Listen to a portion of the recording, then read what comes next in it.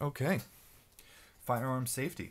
Um, to me, this video is long overdue. I did want to post a firearm safety video to be my first post actually to YouTube, and I decided that I would make a few videos first to kind of get some practice at making videos for YouTube, getting some better lighting, and being able to convey my thoughts in somewhat of an organized manner.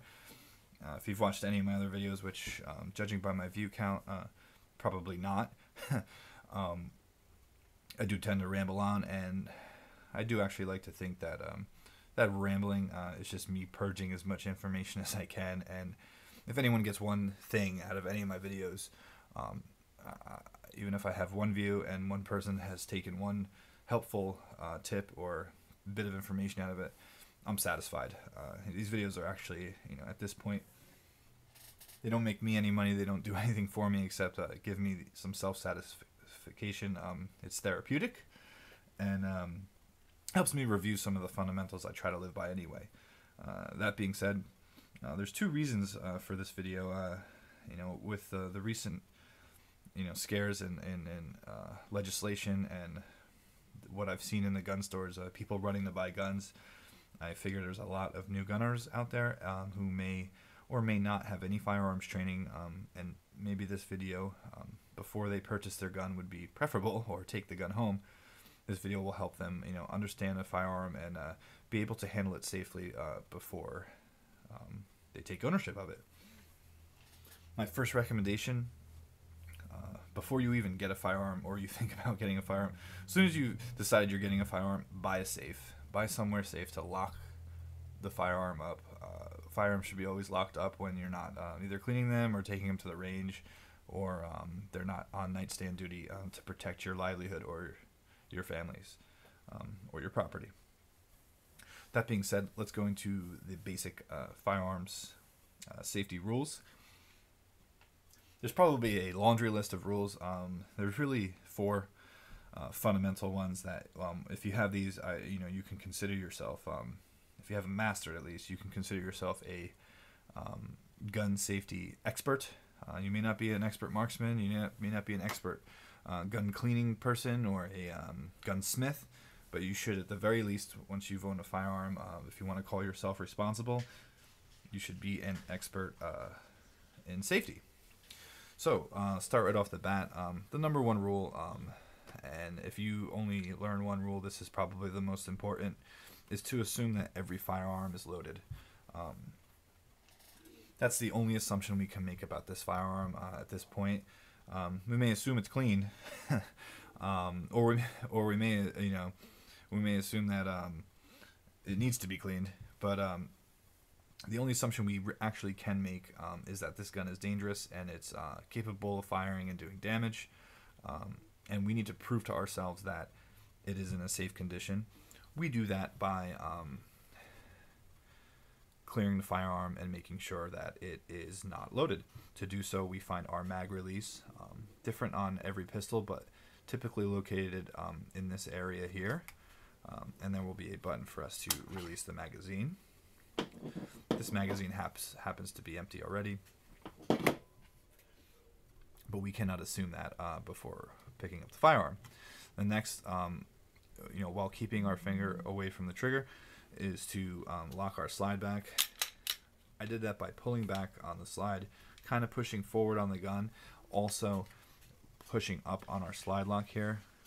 Many different guns have many different ways of, different mechanisms that do this, but basically they're on the left side of the firearm and you push up as you pull back. Let's just do that one more time. We're going to go up. Sometimes harder to do on camera. We're going to go up and push up as we go back. I'm going to try and show you that on this side here. We're going to push up there, see, and now we're locked back. Once we have the slide locked back, this is the opportunity for us to visually inspect that the chamber is empty. The chamber is in here, right? Our feed ramp for our barrel is in there. We're going to look in, and what we're looking for is to not find one of these guys, right? So we're looking to make sure there's no brass colored, or sometimes bullets are not brass colored, but We're looking for, you know, a visual cue here that there are no bullets in the chamber, thus creating a situation here where we are 100% sure that this gun is in a safe condition. Now that we have confirmed that, this is my recommended condition to hand a firearm to another individual. So if an individual is handing me a firearm, I would request that it's in this condition. Or if I'm handing one of my own firearms to somebody, this is how they'll get it. So they can quickly confirm for themselves, because they should be assuming it's loaded as well. Confirm for themselves that the gun is in a safe condition. Once that is proven, it may be a millisecond later, we must assume now still that this gun is loaded, and every time when we can't visually see that, we must check again. So good rule to live by. The number one rule. The next rule, simple enough. Don't point the barrel. This is the barrel. This is the business end of the gun down here, right? Don't point the barrel at anything you do not want to destroy. I purposely broke that rule and pointed it at the camera just for illustration purposes. But basically, anything you don't want to destroy, you don't want this gun to be pointed at. Now, you may find yourself getting a little silly with that rule, but basically, you know, don't point it at another person. Don't point it in a direction that would be unsafe. If you need to inspect the inside of the barrel, you're going to want to do it from this end. You can use a little light or a Glock like this. Let's just see. We'll point it in a safe direction. We do need to fire this gun to take it down. I mean, is this 3, maybe 5, or up to 6 seconds, right? I can now visually inspect the inside of this barrel. This is the only way I will ever look at the business end of a barrel, is when it's not in a gun, right? So the extra step we took there just to confirm that there's no obstructions in the barrel was worth our life or someone else's life. This gun again, now not quite certain. We're going to check again, and we're empty, right? So, next rule, we've covered the first 3, or 2 rules, which was keep the muzzle in a safe direction. The number 1 golden rule, always assume the firearm is loaded, right? Moving on to our next rule, let's keep our finger off the trigger at all times. We see movies all the time, right, where people are running around with their finger on the trigger. Bad moves. Those people are not properly trained in firearm safety. We want to leave our finger off the trigger until we've acquired our target and assessed rule number 4. Rule number 4, which is know our target and beyond. So we are not going to put our finger near the trigger. If we have a long enough finger, we might be able to reach the end of the trigger guard. That may be comfortable for you. I find it to ride, you know, nice and high up on here. My finger stays there until I've acquired my target, decided that I want to shoot at that target, decided I want to destroy that target at what I'm aiming at, and also put my best conscience and my thoughts to what will happen if the bullet passes through that target. So what is beyond the target? Once I've decided that that, you know, is a logical choice for me to shoot at that target, and I know I will not damage anything beyond that target, that is then when I can start my fundamentals, you know, of trigger pulling or pressing, and my follow through. I'm not getting into grip in this video or you know, tips on trigger pull. There are many videos on that. This is more on safety. That being said, we have covered our 4 basic rules here,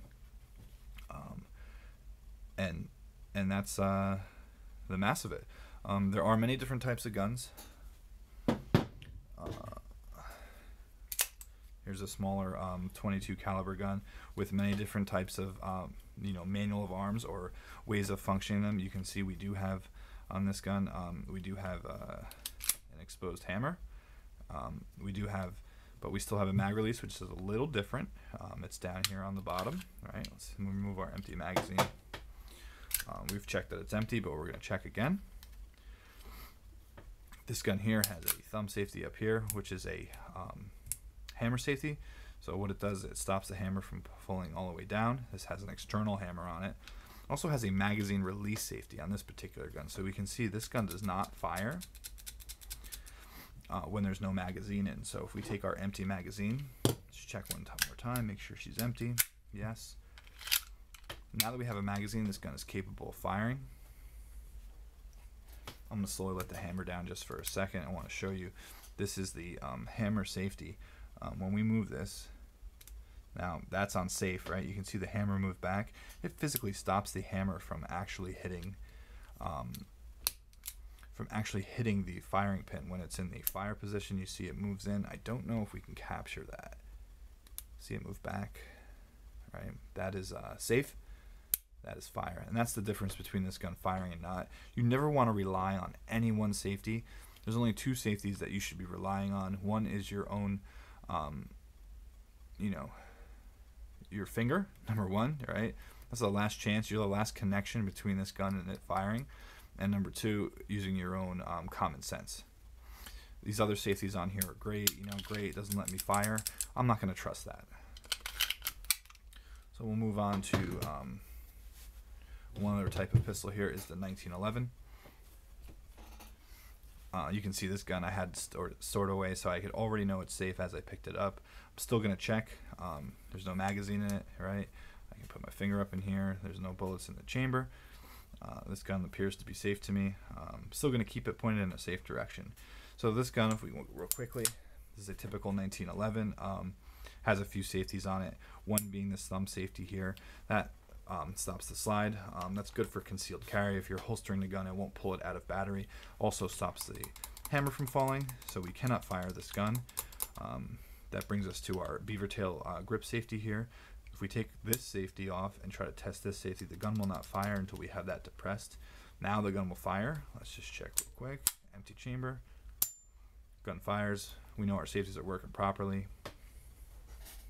Now there is one more safety internally on this gun. I didn't really want to get into that, but this is what's called a Series 80. If we were to break this gun down, I could show you there's a plunger in here. What that does is it blocks. So if you were carrying this gun in this condition, like this, in your holster, if you were to drop this gun on the muzzle, the inertia of just falling could possibly cause the firing pin to fire a round off. So there is a plunger that only comes up when you are on the grip safety and the trigger is pulled. So this gun should only fire when the trigger's pulled. Like I said, we don't rely on any one safety except our own finger and our own common sense. Last but not least, I'll quickly go over the revolver. The revolver, while one of the most reliable out of all the guns we have here, being that it does not have as many moving parts and it doesn't rely on springs and moving parts to function, is also one of the most dangerous, as it has no safety on it except the fact that if you don't pull the trigger, it won't fire. We're in a safe condition, as you can see. Like I said, there's nothing stopping this gun from firing once I have pulled the trigger. It does have a safety where if the trigger's not pulled, so if you had pulled this about halfway back and let go, it has a block bar in it. Many models of this is just the Ruger GP100, but I'm pretty confident that many revolver models have that. So if you were to slip while cocking the gun, it shouldn't fire because there's a bar in here that blocks, and that bar is only moved down when you pull the trigger. I can try and show you that. Let me get something to point with. Right in here, this bar right here, the trigger bar, that's what that's doing. That bar is in the way of the firing pin. It only moves out of the way when the trigger is in the rearmost position. So that's it. I hope you did get something out of this video that would help you become a responsible gun owner. You can see different types of guns here. And I hope I didn't bore you to death. And if you do have any questions, or you want me to cover some particular functions of any of the pistols you see here that I might be able to demonstrate some sort of safety on, I will certainly do that. I feel it's my responsibility as a gun owner to share this information with as many people as I can, for my own good and for the good of everybody. This information I share with any person who actually, before I even hand them a firearm, I physically show them all the features And like I said, a gun would not be handed to a person in this condition. Every single gun, if I was handing to somebody, I would have them in this position, confirming that they are safe for me to hand them to, that they are not loaded, that they are not capable of firing, right?